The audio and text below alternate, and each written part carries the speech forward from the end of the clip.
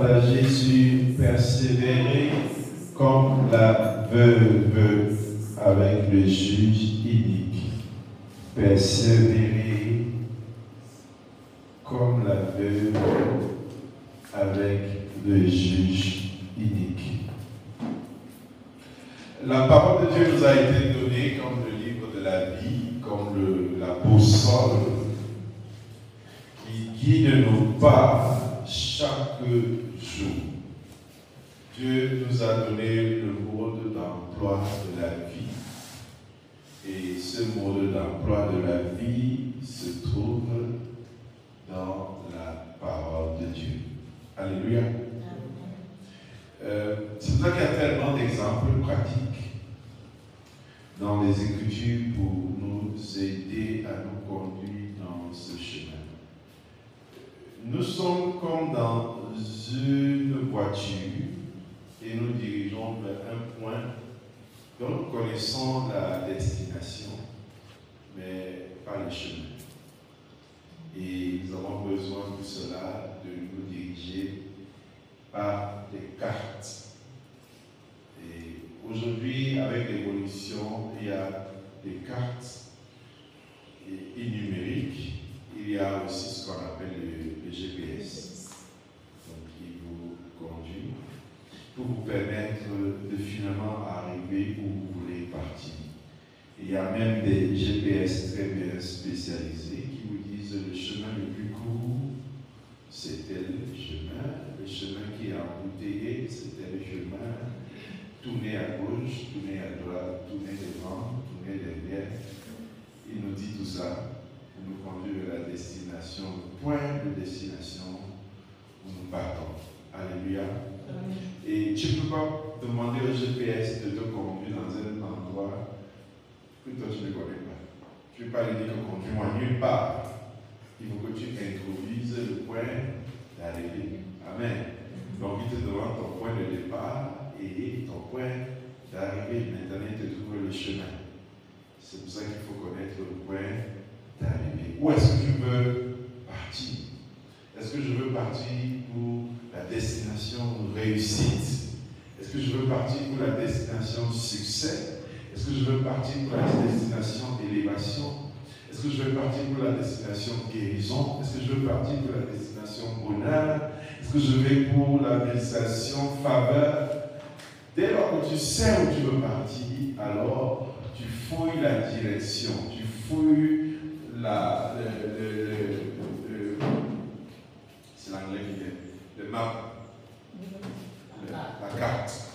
Voilà, tu fouilles la carte c'est ici. Alléluia. Carte. C'est là. Et donc, il y a eu des situations dans la vie où nous devons mettre la parole de Dieu en pratique. Amen. Donc, la parole de Dieu se veut pratique. La Bible n'est pas un livre théorique, c'est un livre pratique. C'est-à-dire qu'on applique ça dans la vie de chaque jour. Et donc, c'est pour ça qu'il y a des exemples qui nous ont été donnés. Et l'exemple que nous voulons prendre ce matin, c'est celle de la veuve qui était en face du juge inique, qui était un grand enseignement de Jésus. Alors, je vous invite à lire la parole de Dieu ce matin. Nous avons fait la première lecture. Je vous invite à tenir ici vos pieds. Nous ouvrons le livre de Luc, chapitre 18. Nous lirons du verset 1 au verset 8. Luc, chapitre 18, du verset 1 au verset 8.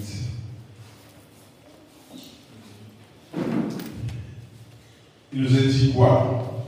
Jésus leur adressa une parabole pour montrer qu'il faut toujours prier et ne point se relâcher.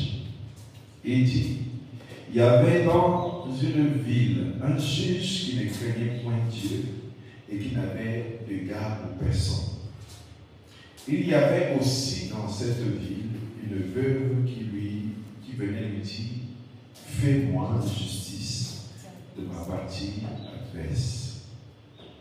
Pendant longtemps, il refusa, mais ensuite il dit en lui-même, quoique je ne craigne point Dieu, et que je n'ai d'égard pour personne.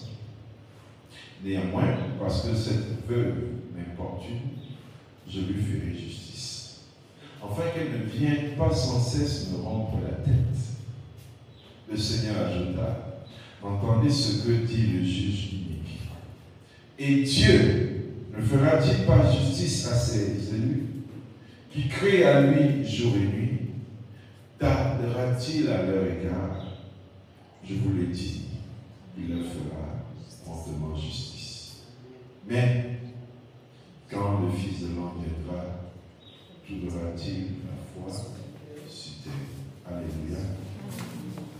On nous assoit. Alors, ce texte commence avec la conclusion. Il conclut, après il démonte. Amen.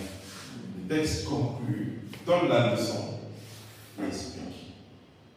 Il dit que Jésus a adressé cette parabole pour montrer qu'il faut faire quoi?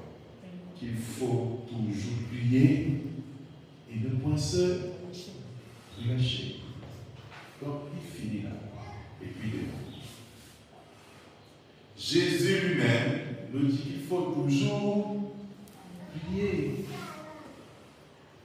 Il faut toujours prier et ne point se relâcher. C'est ce que Jésus nous dit.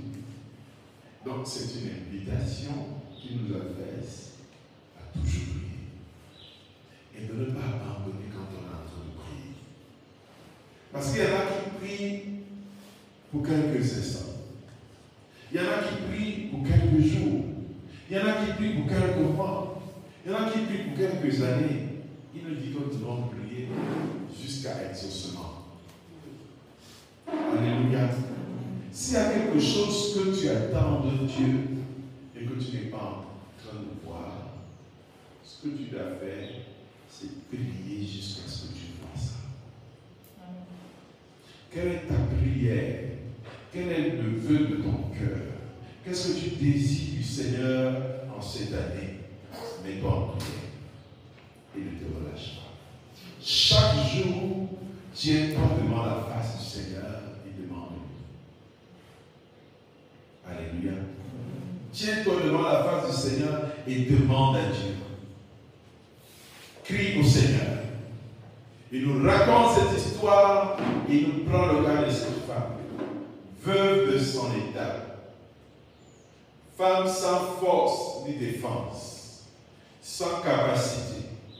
Elle a un problème. Voilà, dès qu'on dit que c'est une veuve. Donc je peux m'imaginer l'histoire. Et la Bible dit qu'elle a en face d'elle deux personnes. Bien. Oui.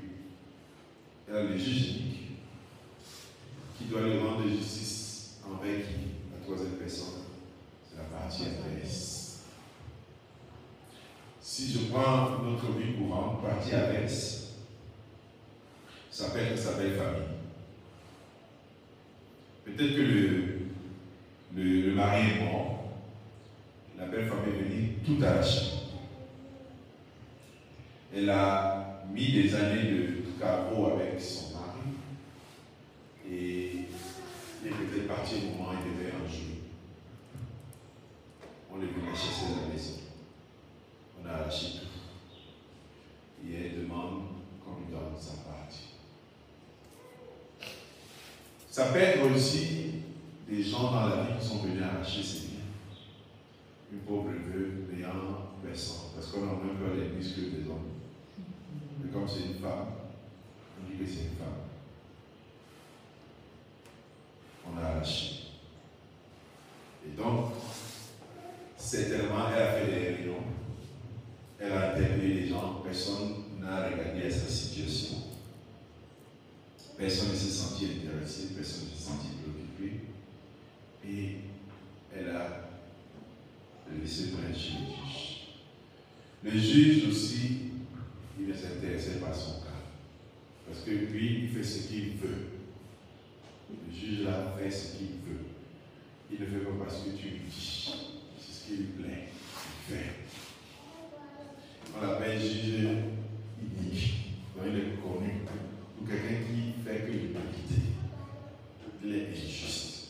Donc, ce n'est pas quelqu'un vers qui vous venez et vous allez pleurer. Parce que vous savez, la femme a ceci de particulier, c'est qu'elle sait pleurer. Mais quand elle a tort, elle pleure d'abord. Donc, le juge là, il n'était pas sensible aux pleurs. Quand la femme vous explique son problème, elle finit, soit elle commence à les larmes, soit elle finit à les larmes. Ou soit elle fait les larmes jusqu'à ce qu'elle t'explique tout. Donc, c'est tellement elle avait utilisé la technique. Ça n'a pas marché. Le juge était resté droit dans ses mots. Dans sa méchanceté, il n'avait peur de personne. Mais la Bible dit que le juge unique a réussi à accéder à sa demande parce que la femme l'a fatigué. La femme l'a fatigué. Elle lui a dit, tant qu'il ne rend pas justice, j'irai tous les matins le voir. Donc c'est sûr qu'à un moment donné de sa vie, quand il dormait comme ça, il voyait le visage de la femme. Il se couchait dans la nuit, il voit son visage. Et ça, c'est qu'elle hantise. Donc, ce n'est pas parce que j'ai peur d'elle que je vais l'exaucer. C'est parce que elle me fatigue.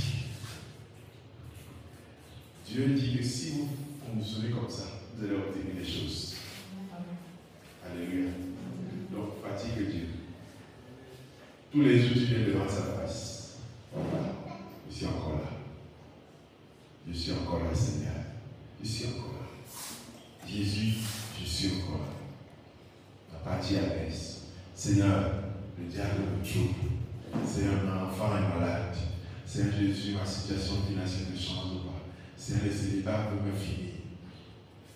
Je te le bâtis. Alléluia. Seigneur, les justices de la vie, les justices des hommes, je me tiens devant toi.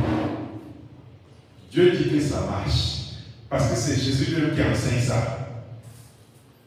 Il dit que je vous montre qu'il faut toujours prier et ne pas se relâcher. Donc, c'est au moins une espérance que nous devons avoir. C'est que Dieu dit que si vous venez devant lui, il dit au verset 7. Verset 6, si vous voulez, le Seigneur ajouta, entendez ce que dit le juge. Entendez que c'est homme dit. Et verset 7 dit, et Dieu ne fera-t-il pas justice à ceux qui crient, à ces élus qui crient à lui jour et nuit, tardera-t-il à leur égard? Prions le Seigneur. Alléluia. Sans se relâcher, je veux voir ta gloire. Je veux voir ta manifestation. Je veux voir ta fidélité. Je veux voir ta main s'étendre. Je veux voir ta main me secourir. Je veux voir ta main délivrer. Tiens-toi devant le Seigneur. Prie. Il pose la question, est-ce que pour mes élus, je vais tarder? Est-ce que pour mes élus, je vais tarder à leur donner? Si ça marche pour quelqu'un qui a un cœur méchant, pourquoi ça ne marcherait pas pour moi, Dieu qui suis bon? Ça marche. Alléluia. Ça marche. Donc nous pouvons obtenir du Seigneur des choses à force de nous tenir devant sa face. Alléluia. 1 Thessaloniciens 5, verset 16 à 18.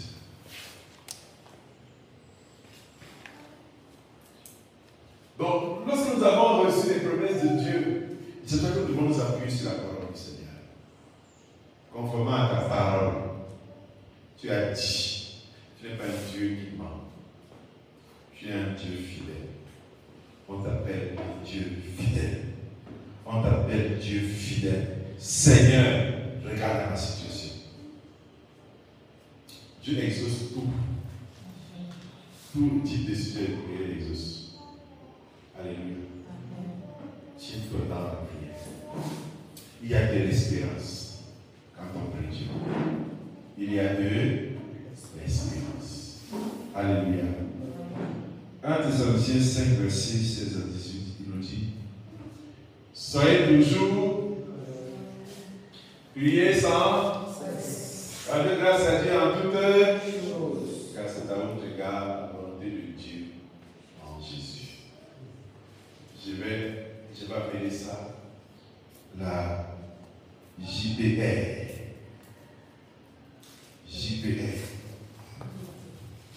Joyeux, prier, reconnaissance. Alléluia. Au lieu de GPS, nous allons désormais utiliser notre JPR. Être joyeux, prier et montrer notre reconnaissance. Alléluia. Nous ne devons pas inverser. Nous sommes joyeux. Et quand il dit soyez joyeux, il parle de quoi ici? Du contentement. Alléluia. Le contentement.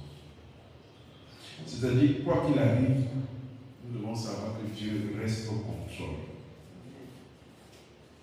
C'est ça qui est l'objet de ma joie. Je reste joyeux, je prie et je suis reconnaissant. Donc le contentement veut nous amener à croire que nous voulons ce qui est bon pour nous. Mais Dieu veut le meilleur. Alléluia. Nous voulons ce qui est bon pour nous, mais Dieu lui veut le meilleur.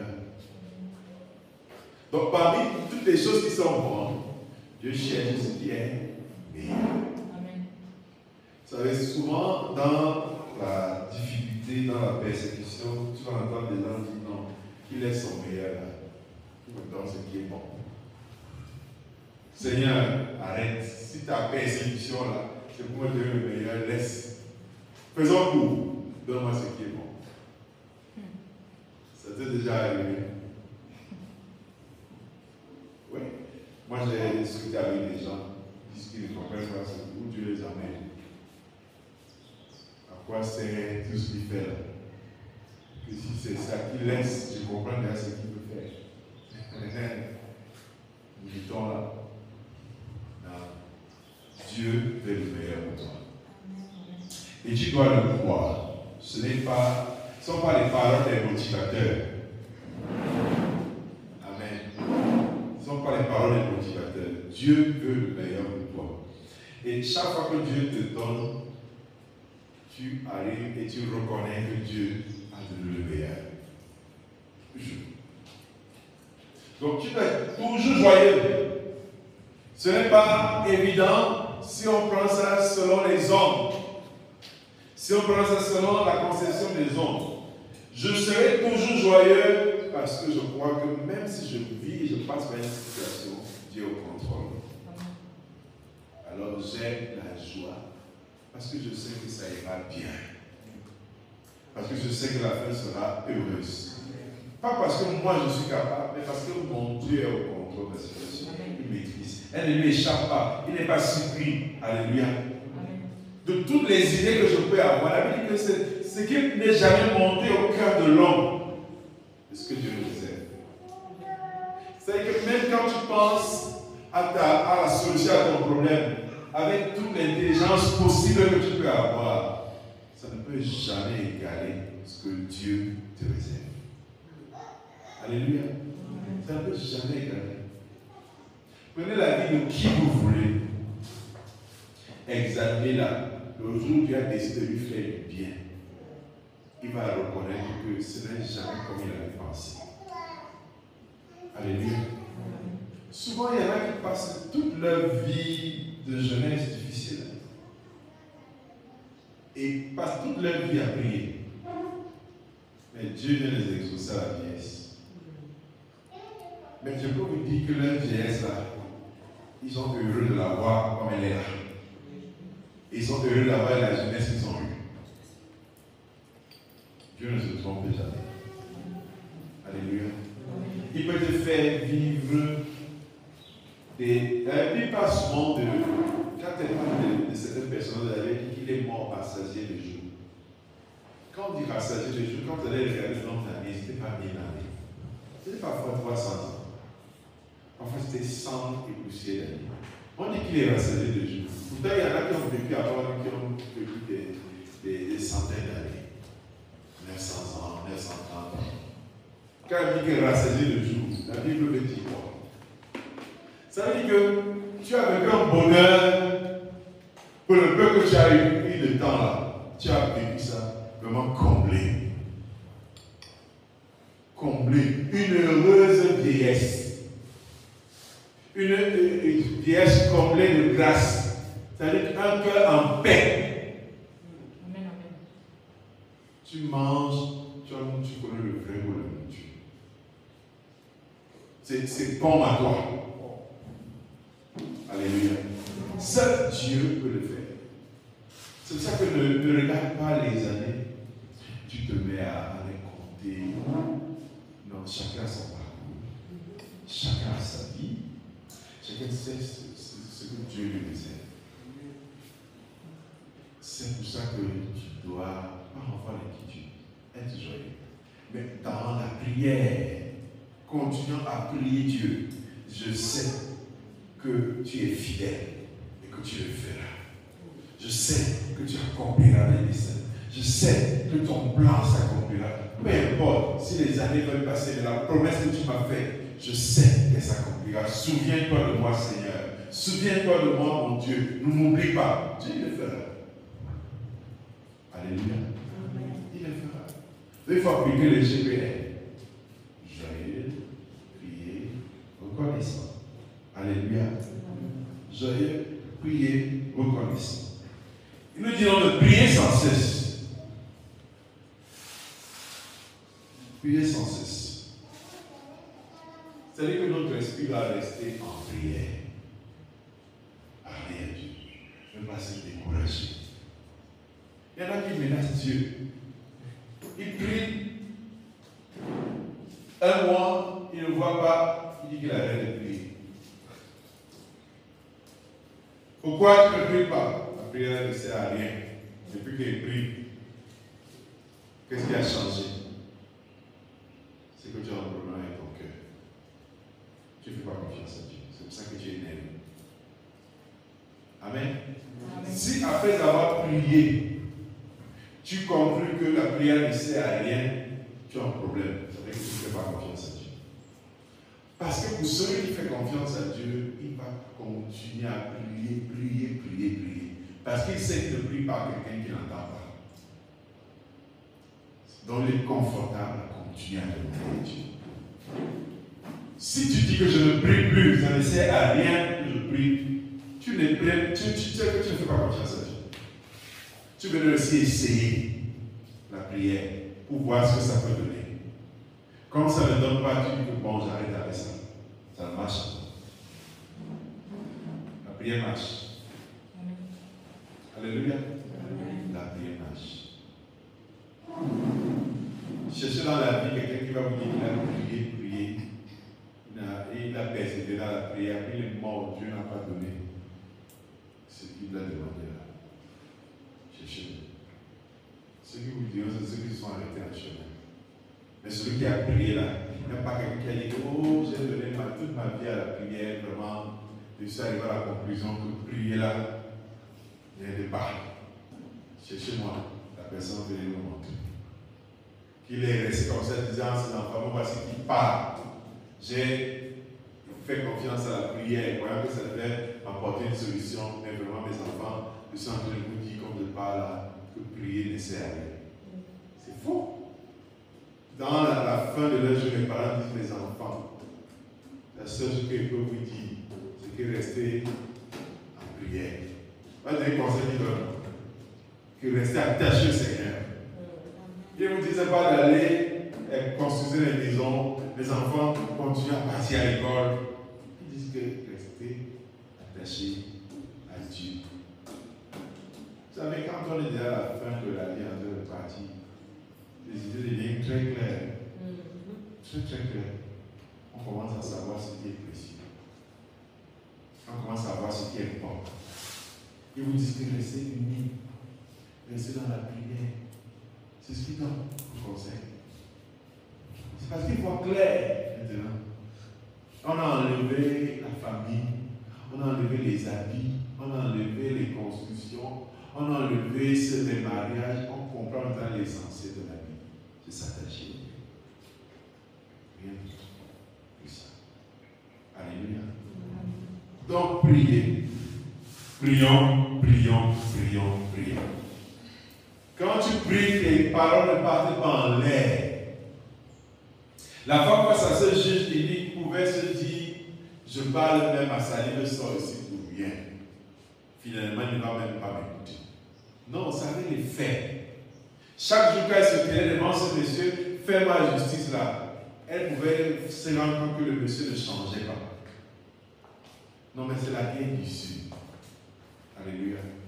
Vous avez déjà vu comment l'eau casse le sol? C'est une goutte qui tombe. Une goutte. Et puis d'ici là, quelques jours, quelques mois, vous allez faire une chose. Vous avez l'impression que chaque fois que vous êtes en train de prier, ça n'a pas d'effet, ça a des effets. Mais sauf que vous ne pouvez pas voir comment c'est en train de travailler. Jusqu'au jour. Vous savez, quand on regardait notre mur de la maison, c'est Ernest qui me disait ça. À l'époque, la terre de cette route-ci se trouvait à un niveau du mur là, très haute. Et on peut pas imaginer. Donc vous dites qu'il y avait toute une terre, c'est-à-dire que le niveau où nous sommes là, nous sommes très bas. À l'époque, c'était très haut. Et la pluie a tout enlevé ça. Comme on vous le dit, vous ne pouvez même pas imaginer. Mais avec le temps, c'est parti. Ça a été enlevé. L'eau là, qui n'a apparemment pas de force, a enlevé, décapé la terre. C'est comme ça que la prière fonctionne. Vous avez l'impression qu'elle n'est pas efficace. Vous avez l'impression que c'est vraiment l'arbre de faible. Mais un bon jour, vous découvrez après le bilan que ça a été fait. La femme avait des effets sur le monsieur. Les premiers jours, il s'en foutait, il disait vraiment, elle me perd le temps. C'est ce qu'il avait l'impression. Mais sauf qu'elle a commencé à lui répéter ça, et lui répéter, c'était devenu un problème pour lui. Rien que le fait d'entendre la même chose qu'elle dit chaque fois. Je suis encore là. Je suis encore là. Je suis encore là. Je suis encore là. Sans force, sans rien du tout, sans rien de spécial. Le simple fait dès qu'il voyait la tête de la femme, ça les fatiguait. Et que tu es fatigué de voir quelqu'un. Parfois, même ne parle même plus de voir seulement. Tu la vois seulement là comme ça. Dès que tu la vois, ton cœur est en colère. Parce qu'elle te rappelle quelque chose que tu n'as pas fait. Dieu dit que ça marche. Alléluia. Ça marche. Notre problème, c'est parce que nous ne voulons pas prier. Nous voulons être des gens à qui Dieu donne tout. Mais facilement, on se met comme ça debout, il nous voit, il nous donne. Les gens ne veulent plus prendre le temps de prier. C'est pour ça que la Bible demande, si quand le Fils de l'homme reviendra, trouveras-tu la foi? Est-ce qu'il va nous trouver en train de prier parce que nous croyons? Parce que si tu ne crois pas que Dieu peut te donner, comment tu fais pour prier? Comment tu fais pour persévérer dans la prière? C'est pour ça que vous allez voir les gens, ils sont pleins là-bas. Là, on va leur dire, je prophétise sur ta vie. Tu auras le visa. Je prophétise sur ta vie, la bénédiction te localise. Je prophétise sur ta vie, cette semaine-ci, tu auras une visitation. Voilà ce qu'on veut. Mais se mettre à genoux pour prier. La preuve, c'est que quand le jour qu'on dit qu'il y a la prière, la personne ne vient pas. Prier, c'est parce que les gens veulent. C'est un travail. C'est un travail. Chacun ici connaît comment il a sélectionné ses jeux de culte. Chacun ici sait comment il a classé ses jeux de culte. Dans le classement, le jeu de prière, c'est le jour où, si on a le temps, on vient. Si on n'a rien à faire, on vient. Mais, dis que c'est un objectif de ma semaine, vraiment. Le dimanche que je viendrai, le jour de la louange, le témoignage de l'adoration. Et ce jour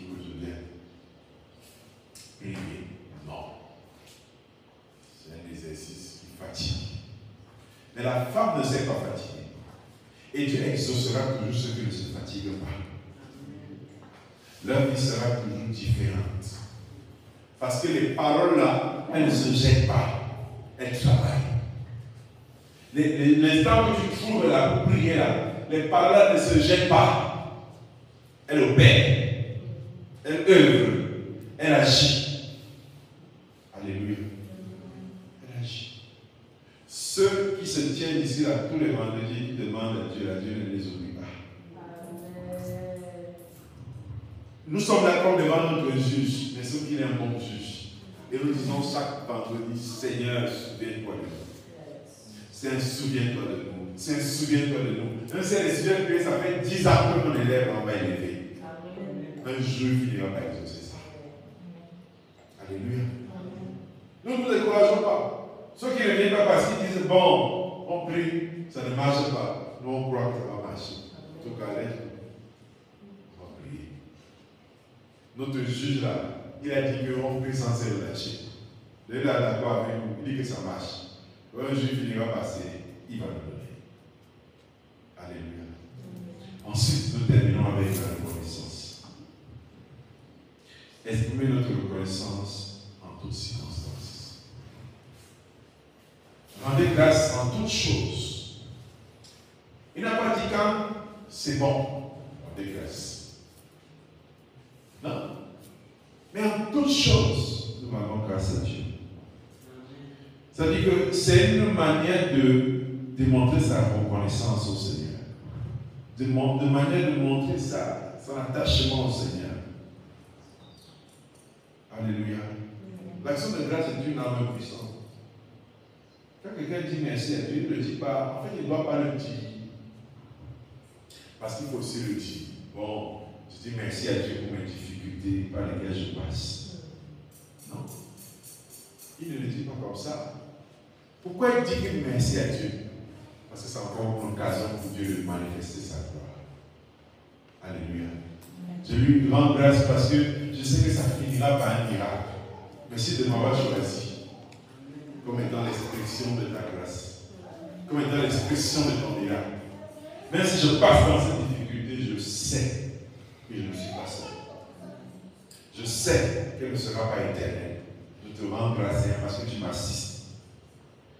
Comme la chanson dit, Dieu ne dit pas va, il dit allons-y. Alléluia. Donc au moment où je passe ma difficulté, je dois éviter de penser que je la passe seule. Je suis avec le Seigneur. En réalité, ce qui me fait le plus peur, c'est l'agitation qui est en moi. Mais en réalité, ça ne peut pas me faire de mal. Amen. C'est l'agitation. Parce qu'en tant qu'humain, mes sens ressentent les choses. Ma chair peut avoir peur, mes yeux peuvent être effrayés. Mais en réalité, ça ne peut pas me tuer. Je suis avec le Seigneur. Et il ne va pas laisser. Nous sommes à deux dans la vie. Alléluia. La reconnaissance au Seigneur. Nous lisons le Corinthiens chapitre 10, verset 3 à 4, que nous terminons par là. Si nous marchons dans la chair, nous ne combattons pas selon la chair. Car les armes avec lesquelles nous combattons ne sont pas charnelles, mais elles sont puissantes par la vertu de Dieu pour renverser les forteresses. La Bible dit que nos armes renforcent et renversent les forteresses. Quel est l'endroit où toi tu ne peux pas entrer? Ta prière entre là. Amen. Alléluia. Amen. Je n'ai pas la possibilité de rencontrer le chef de l'État. Moi, je vais prier pour lui. Ce que je veux, il va nous donner ça. Alléluia. Je ne peux pas rencontrer telle personne qui a mon dossier. Je prierai. Et mon Dieu va agir. Ma prière renverse les forteresses. Et qu'en soit la fois où mon dossier est bloqué, Dieu fait grâce. Que qu'en soit la personne aussi méchante qu'elle soit, qui veut me faire du mal, ma prière arrive. Amen. Alléluia. Priez. Priez. Ma belle famille ne m'aime pas. Ce n'est pas un problème. Il ne faut pas prier pour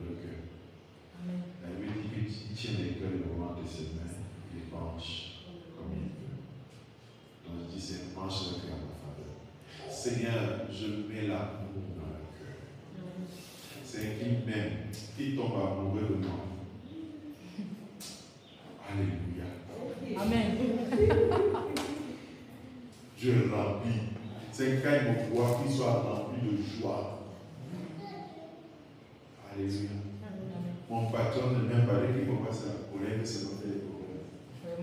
Seigneur, quand il me voit le sourire le remplisse. Que Seigneur, quand il me voit, il dit que voilà mon Joseph. Il vient. C'est tout son cœur. Alléluia. Seigneur, les clients ne viennent pas. Seigneur, je prie que quand ils arrivent ici au Carrefour, qu'ils soient dirigés sur moi. Alléluia.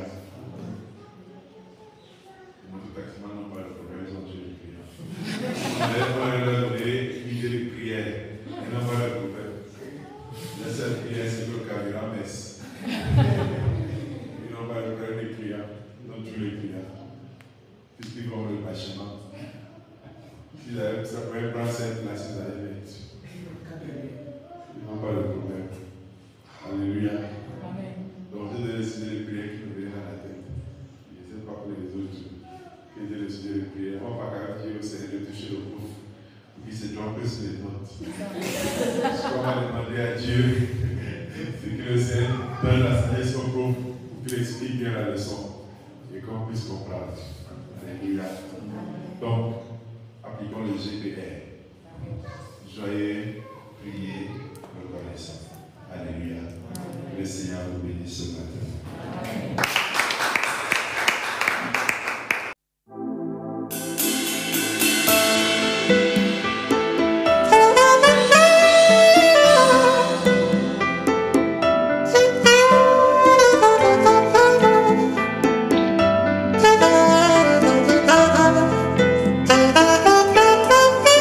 Maya mungo di masangise